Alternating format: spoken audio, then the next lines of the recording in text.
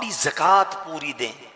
ایک بڑے دکھ والی بات ہے کہ ایسا محسوس ہوتا ہے کہ اب بڑی تعداد زکوٰۃ نہیں دیتی ہے یا زکوٰۃ پوری نہیں دیتی ہے، کیلکولیشن ٹھیک نہیں کرتے ہیں، بس اندازن نکال دیا، دے دیا بھائی، تھوڑے بہت دے دیے۔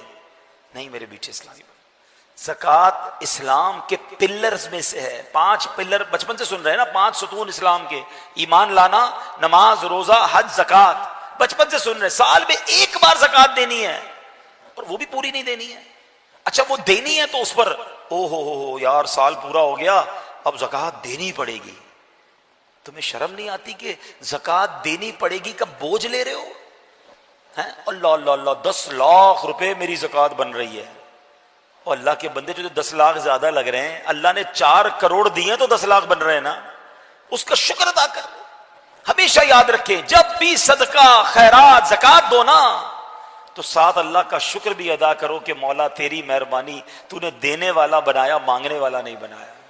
ہم بھی کسی کے دروازے پہ کھڑے ہو سکتے تھے کہ بھائی کھانے کو نہیں ہے، خدا کے واسطے دے دو، میری ماں بیمار ہے، علاج کے پیسے نہیں ہیں، بہن کی شادی ہے، جہیز کے لیے پیسے نہیں ہیں۔ اپنے آپ کو تصور میں لاؤ کہ اگر میں یا میرا بچہ یا میرے گھر والے کسی کے دروازے پر جاتے تو کیسا فیل ہوتا۔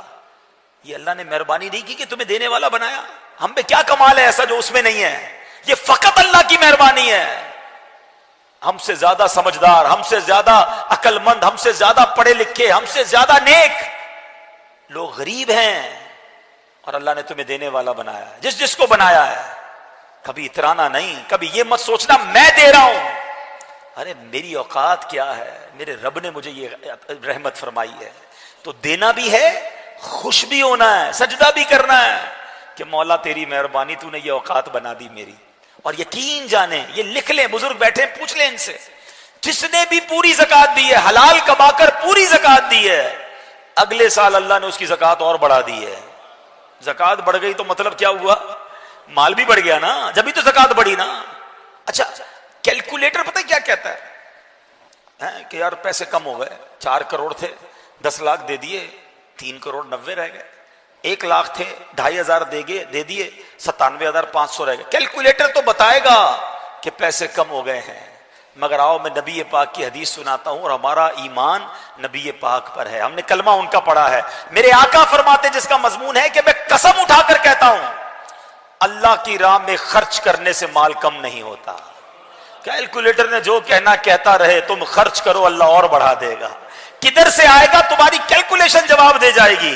اب اس کو لاجیکلی سمجھ لو کہ کوئی بندہ کھیت میں جائے 2 بوریاں بیج کی لے کر، سیڈز، اور وہ 2 بوریاں کھیت میں چھڑک کر آ جائے، کیلکولیٹر کیا بتائے گا؟ 2 بوریاں ختم ہیں۔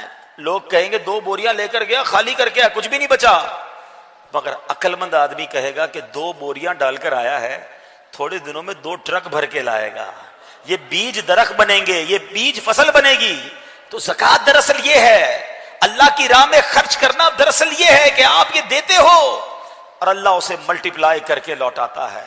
تو زکوٰۃ خدا را پوری دیں، اور زکوٰۃ میں بوجھ فیل نہ کریں۔ یہ مال کا میل ہے، جس مال میں مل گیا اس مال کو برباد کر دے گا۔